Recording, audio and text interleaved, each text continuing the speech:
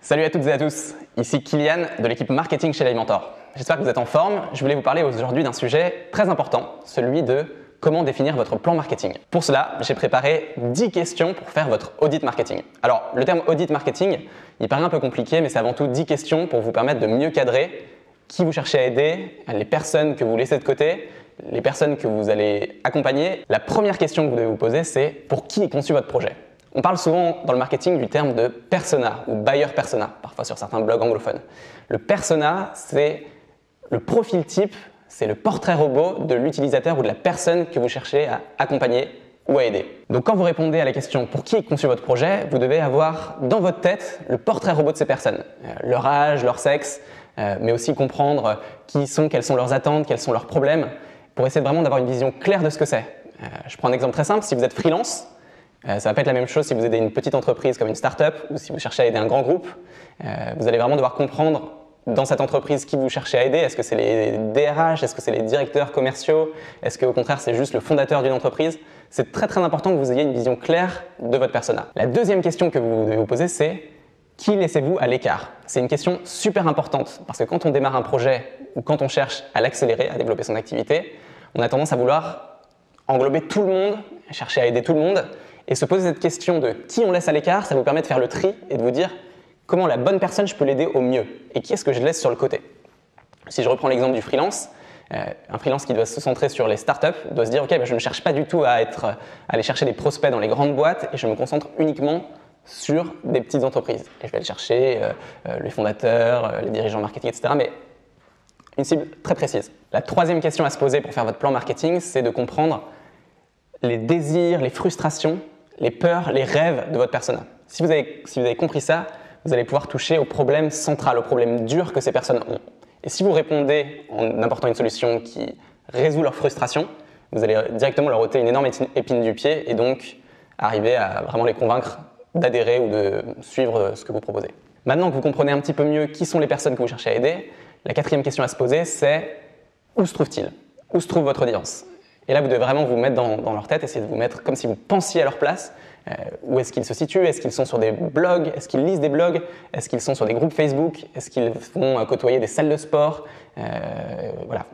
Essayez de vous mettre à votre place. Quelles sont leurs activités? Qu'est-ce qu'ils aiment? Qu'est-ce qu'ils détestent?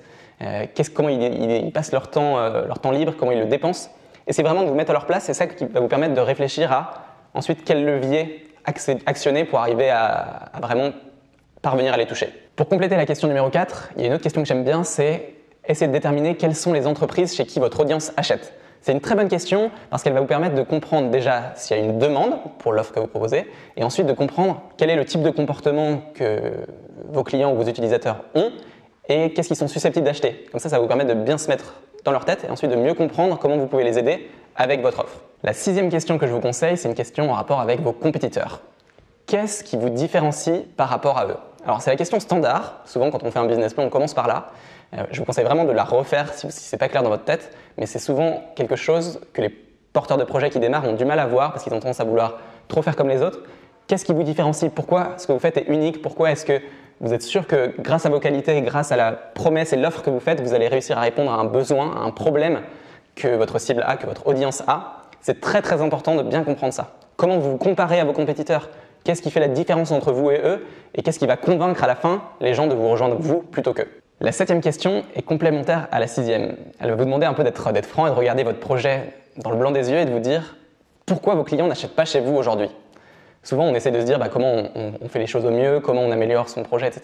Mais on ne se pose pas la question du point de vue du client ou du point de vue de votre utilisateur.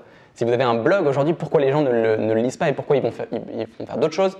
Est-ce que c'est parce que vous manquez de visibilité? Est-ce que c'est parce qu'ils manquent de quelque chose qui les intrigue, etc., etc. Et c'est le cas pour tout type de projet, que vous soyez freelance, que vous soyez artisan, que vous soyez e-commerçant, peu importe, il faut que vous vous dites dans votre tête pourquoi aujourd'hui les gens n'achètent pas ou pourquoi les gens ne consomment pas ce que je fais. C'est vraiment, vraiment important de regarder ça directement. La huitième question que j'aimerais vous poser, c'est est-ce que vous manqueriez à vos clients si demain vous disparaissez? Est-ce qu'ils auraient une facilité à vous remplacer? Si c'est le cas, ça veut dire que vous n'êtes pas assez clivant. Vous faites la même chose que d'autres, ils peuvent facilement vous remplacer et donc vous n'avez pas une proposition de valeur unique, vous ne répondez pas à un problème profond qu'ils ont et donc vous n'êtes pas en mesure d'assez vous différencier. Et donc ça doit être un peu un signal d'alarme qui vous dit J'ai besoin de réfléchir et de me pencher sur mon projet, sur mon entreprise, sur le problème qu'elle résout, parce qu'il n'est pas assez unique. La 9e question, c'est plus un petit exercice que je vous demande de faire. Faites une liste de toutes les tactiques que vous avez utilisées pour développer votre marketing, pour vous faire connaître, pour agrandir votre audience, pour amener les gens à être plus proches de vous, à construire une communauté. Faites une liste, essayez qu'elle soit la plus longue possible, ne vous posez pas trop de questions à ce stade, essayez surtout de noter tout et de mettre en parallèle les résultats que ça a apporté. Ça va vous permettre de faire le clair sur les choses qui sont utiles pour vous, les choses qui ne marchent pas du tout et sur lesquelles vous perdez du temps. Peut-être que vous passez des heures à poster des photos sur Instagram ou à mettre des posts que personne ne voit sur Facebook, et donc peut-être qu'il faut changer de stratégie. En revanche, peut-être qu'une fois vous avez fait un post sur un groupe Facebook, et là, des tas de gens vous ont répondu. Donc essayez toujours de mettre en rapport les actions que vous avez faites et les résultats que vous avez obtenus, et vous allez vite faire le tri et pouvoir gagner du temps dans votre journée qui est sûrement déjà assez chargée comme ça. Une 10e question qui est centrale et que j'aimerais vous poser, c'est quel changement essayez-vous d'apporter chez vos clients? Le marketing, c'est toujours une histoire de changement. On essaie de faire du marketing dont on peut être fier, et pour le faire, il faut se dire ce que j'offre, ce que je propose, mon site, mon offre, mon projet, mon accompagnement, doit être quelque chose qui permet aux gens de changer, d'évoluer. Ça doit être une offre qui fait la différence pour eux et qui se disent qu'ils ont besoin parce que vous les aidez à évoluer et à devenir des meilleures versions d'eux-mêmes. Donc posez-vous cette question, quel changement essayez-vous d'apporter chez vos clients? Et ça va vous permettre, si vous n'avez pas la réponse, de comprendre comment améliorer votre offre et en faire quelque chose de vraiment utile et vraiment d'être une offre unique pour vos clients. Ces 10 questions, c'est un condensé de plein de choses qu'on peut voir ensemble autour de votre plan marketing, de votre audit, de ce que vous devez faire. Alors, j'ai réalisé il n'y a pas longtemps un cours un peu plus long qui dure 1 heure, que j'ai appelé l'atelier de marketing digital. Vous pouvez vous inscrire en dessous. Dedans, vous avez plein de choses que vous pouvez télécharger, notamment un petit guide qui va vous permettre de faire encore mieux votre audit marketing. Si ça vous intéresse, inscrivez-vous, on va mettre le lien dans la description. Abonnez-vous à la chaîne, on va essayer de poster très régulièrement des contenus comme ça qui vous apportent plein de valeur, peut-être à des moments assez inattendus de votre journée, le midi quand vous êtes en train de manger ou le soir avant de vous endormir. Je vous souhaite une très bonne journée et à bientôt.